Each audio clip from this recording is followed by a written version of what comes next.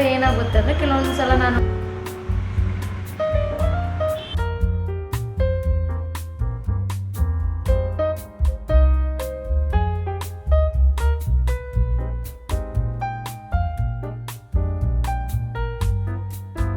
Hello guys, welcome back to Capture Diary. ಎಲ್ಲರೂ ಹೇಗಿದ್ದೀರಾ? I hope ಎಲ್ಲರೂ ಚೆನ್ನಾಗಿದ್ದೀರಾ ಅಂತ ಅಂದ್ಕೊಂಡಿದ್ದೀನಿ.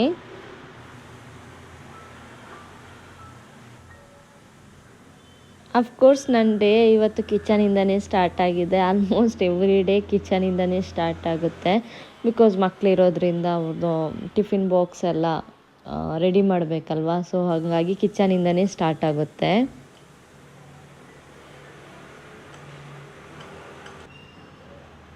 ಇವತ್ತು ಬ್ರೇಕ್ಫಾಸ್ಟಿಗೆ ಬಂದು ನಾನಿಲ್ಲಿ ಆಲೂ ಪರೋಟ ಮಾಡ್ಕೊತಾ ಇದ್ದೀನಿ.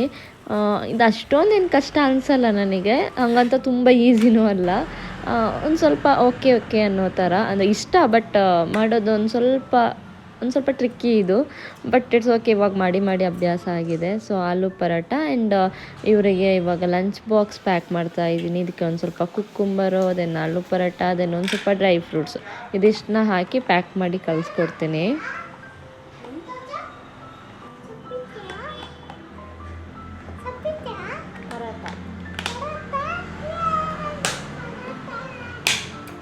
ದೆನ್ ಮಿಡ್ ಟೈಮ್ ಸ್ನ್ಯಾಕ್ಸಿಗೆ ನಾನಿಲ್ಲಿ ಫ್ರೂಟ್ಸ್ ಹಾಕ್ತೀನಿ. Any one type of fruits ಹಾಕಿದ್ರಾಯಿತು. ಸೊ ನಾನು ಇವತ್ತು ಆ್ಯಪಲ್ ಹಾಕಿ ಕಲಿಸ್ಕೊಟ್ಟೆ. ಆ್ಯಂಡ್ ಲಾಸ್ಟ್ ಲಾಗಲ್ಲಿ ಹೇಳಿದ್ದೆ ಕಿಚನಿಗೆ ಒಂದು ಸ್ವಲ್ಪ ಆ್ಯಡ್ ಆನ್ ಮಾಡೋದಿದೆ ಅಂತ. ಅದು ಬಂದಿದೆ. ಇದನ್ನು ಆ್ಯಕ್ಚುಲಿ ಕೆಲವರು ರೀಲ್ಸಲ್ಲಿ ನೋಡಿರ್ಬೋದು ಅಥವಾ ಶಾರ್ಟ್ಸಲ್ಲಿ ಆಲ್ರೆಡಿ ಅಪ್ಲೋಡ್ ಮಾಡಿದ್ದೀನಿ. ಒಂದು ಸ್ವಲ್ಪ ಡ್ರೈ ಫ್ರೂಟ್ಸಿಗೆ ಅಂತಲೇ ನನಗೆ ಈ ಥರ ಒಂದು ಪ್ಲೇಸ್ ಬೇಕಿತ್ತು. ಸೊ ಅದನ್ನ ಇವಾಗ ಕ್ರಿಯೇಟ್ ಮಾಡ್ಕೊಂಡಿದ್ದೀನಿ.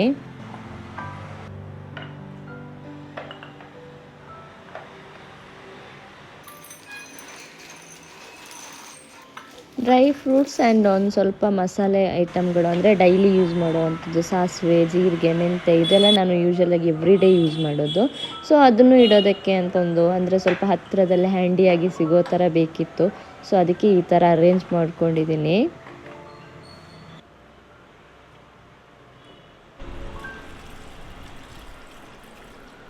ಒನ್ಸ್ ಮಕ್ಕಳು ಸ್ಕೂಲ್ಗೆ ಹೋದ ನಂತರ ಮಿಕ್ಕಿರೋ ಕೆಲಸಗಳನ್ನ ಸ್ಟಾರ್ಟ್ ಮಾಡ್ಕೋತೀನಿ. ಇಂಡೋರ್ ಪ್ಲ್ಯಾಂಟ್ಸಿಗೆ ನೀರು ಹಾಕೋದು ಆ ಥರದ್ದೆಲ್ಲ. ಇದು ಬಿಟ್ಟು ತುಂಬ ಕೆಲಸಗಳಿರುತ್ತೆ, ಅದನ್ನು ಮಿಡ್ಲಲ್ಲಿ ನಾನು ಫಿನಿಷ್ ಮಾಡ್ಕೋಬೇಕಾಗಿರುತ್ತೆ.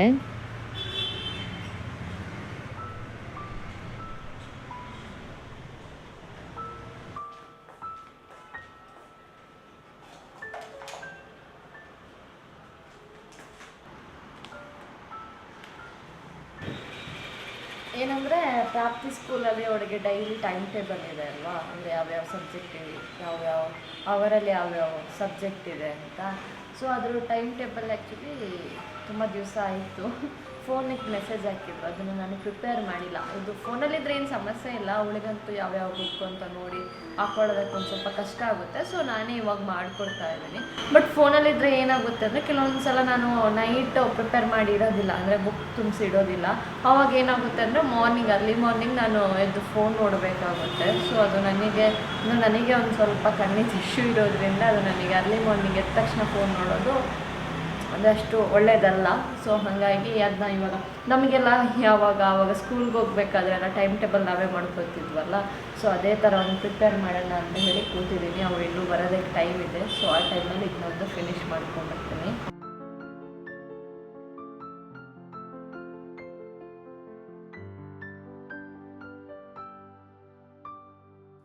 ಆ್ಯಂಡ್ ಇನ್ನೊಂದೇನೆಂದರೆ ಆ್ಯಕ್ಚುಲಿ ನನಗೆ ಈ ಥರ ವರ್ಕ್ ಬಂದು ತುಂಬ ಇಷ್ಟ. ಅಂದರೆ ಈ ಕಲರಿಂಗ್ ಮಾಡೋದು ಅಥವಾ ಡ್ರಾಯಿಂಗ್ ಮಾಡೋದು.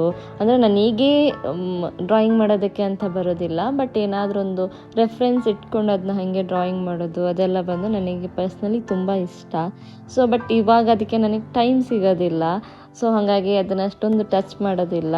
ಸೊ ಇವತ್ತು ಬಂದು ಅವಳಿಗೆ ಟೈಮ್ ಟೇಬಲ್ ಮಾಡೋಣ ಅಂತ ಹೇಳಿ ಇದನ್ನೇ ಒಂದು ಸ್ವಲ್ಪ ಕಲರ್ಫುಲ್ಲಾಗಿ ಮಾಡೋಣ ಅಂತ ಹೇಳಿ ಕೂತಿದ್ದೀನಿ.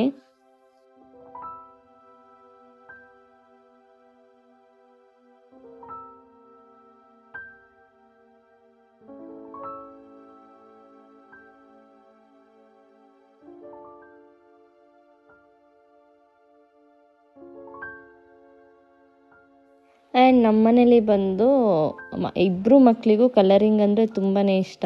ಸ್ಪೆಷಲಿ ಪ್ರಾಪ್ತಿಗಂತೂ ತುಂಬಾ ಇಷ್ಟ. ಎನಿ ಟೈಮ್ ಅವಳ ಜೊತೆ ಏನಾದರೂ ಬೇಕಾ ಅಂತ ಕೇಳಿದರೆ ಅವಳು ಹೇಳೋದು ಕಲರ್ಸ್ ಮಾತ್ರ.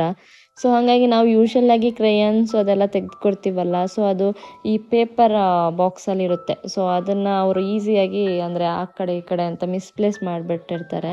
ಈ ಸಲ ಅವಳು ನಾವು ವಾಪಸ್ ಏನೋ ಒಂದು ಟಾಯ್ಸ್ ತೆಗೆದುಕೊಡೋಣ ಅಂತ ಹೋದಾಗ ಇದನ್ನು ನೋಡಿಬಿಟ್ಟು ಇದು ಬೇಕು ಅಂತ ಕೇಳಿದ್ಲು. ಇದು ಆಲ್ಮೋಸ್ಟ್ ಹಾಲಿಡೇಯಲ್ಲಿ ತೆಗೆದುಕೊಟ್ಟಿದ್ದು. ಇವಾಗ ಇಷ್ಟು ಟೈಮ್ ಅದು ಏನೂ ಆಗಿಲ್ಲ, ಚೆನ್ನಾಗಿ ಅದನ್ನ ಇಟ್ಕೊಂಡು ಬಂದಿದ್ದಾಳೆ.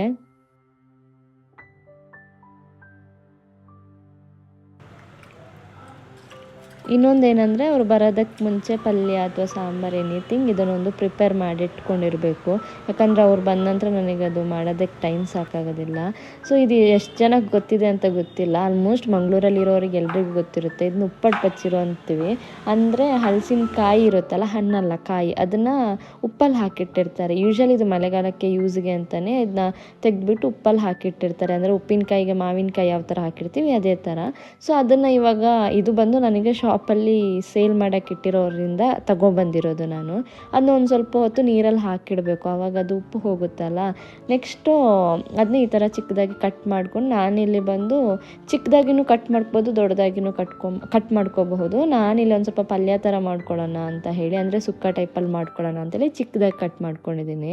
ಅದಕ್ಕೆ ಈ ಥರ ಕಡಲೆ ಬರುತ್ತಲ್ಲ ವೈಟ್ ಇದ್ದು ಚೆನ್ನ, ಅದನ್ನು ಕೂಡ ಸೋಪ್ ಮಾಡಿಟ್ಟಿದ್ದೆ. ಅದನ್ನು ಮಿಕ್ಸ್ ಮಾಡಿಕೊಂಡು ಉಪ್ಪು ಹಾಕಿಲ್ಲ ವಿಜಿಲಿಗೆ, ಹಾಗೇ ಅದನ್ನ ವಿಜಿಲ್ ಮಾಡಿಕೊಂಡೆ. ನಾನಿಲ್ಲಿ ಎಷ್ಟು 1 ವಿಜಿಲ್ ಅಷ್ಟೇ ಬೇಯಿಸ್ಕೊಂಡಿದ್ದು, ಅದು ಬೆಂದ್ಬಿಡುತ್ತೆ. ನೆಕ್ಸ್ಟ್ ಅದನ್ನು ಇಲ್ಲಿ ನಾನು ಒಗ್ಗರಣೆಗೆ ಇಡ್ತಾ ಇದ್ದೀನಿ.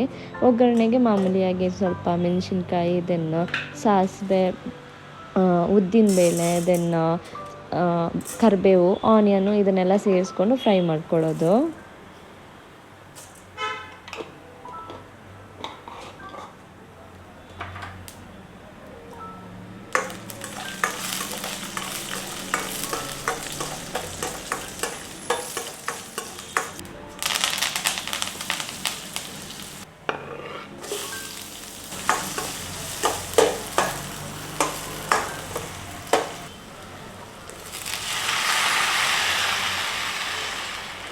ನೆಕ್ಸ್ಟು ಒಗ್ಗರಣೆಗೆ ನಾವು ವಿಜಿಲ್ ಹಾಕ್ಕೊಂಡಿರೋ ಉಪ್ಪು ಬಚ್ಚಲು ಮತ್ತು ಕಡಲೆ ಏನಿದೆ ಅದನ್ನ ಸೇರಿಸ್ಕೊಂಡು ಒಂದು 2 ಮಿನಿಟ್ಸ್ ಲಿಡ್ ಕ್ಲೋಸ್ ಮಾಡಿ ಬೇಯೋದಕ್ಕೆ ಬಿಡೋದು.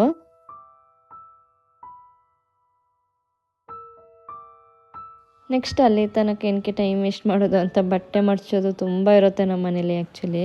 ಸೊ ಅದನ್ನು ಇಲ್ಲಿ ಮಡ್ಚ್ಕೊಳ್ಳೋಣ ಒಂದು ಸ್ವಲ್ಪ ಅಂತ ಮಿಡ್ಲಲ್ಲಿ ಈ ಕೆಲಸನೂ ಮಾಡ್ಕೋತೀನಿ. ಸೊ ಅವರು ಬರೋ ಹೊತ್ತಿಗೆ ಆಲ್ಮೋಸ್ಟ್ ನನ್ನ ಕೆಲಸ ಎಲ್ಲ ಫಿನಿಶ್ ಆಗೋ ಥರ ಮಾಡ್ಕೋತೀನಿ. ಆದರೂ ಕೆಲವೊಂದು ಸಲ ಕೆಲಸ ಫಿನಿಶ್ ಆಗೋದಿಲ್ಲ, ಹಾಗೆ ಇರುತ್ತೆ.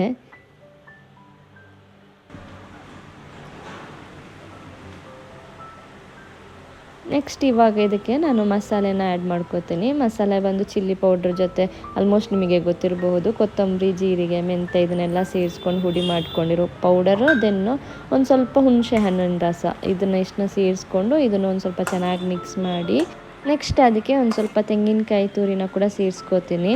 ಇದನ್ನೆಲ್ಲ ಸೇರಿಸ್ಕೊಂಡು ಚೆನ್ನಾಗಿ ಮಿಕ್ಸ್ ಮಾಡಿಕೊಂಡು ಇದನ್ನು ಹಾಗೇ ಒಂದು 2 ಮಿನಿಟ್ಸ್ ಅಷ್ಟು ಬೇಯೋದಕ್ಕೆ ಬಿಡಬೇಕು.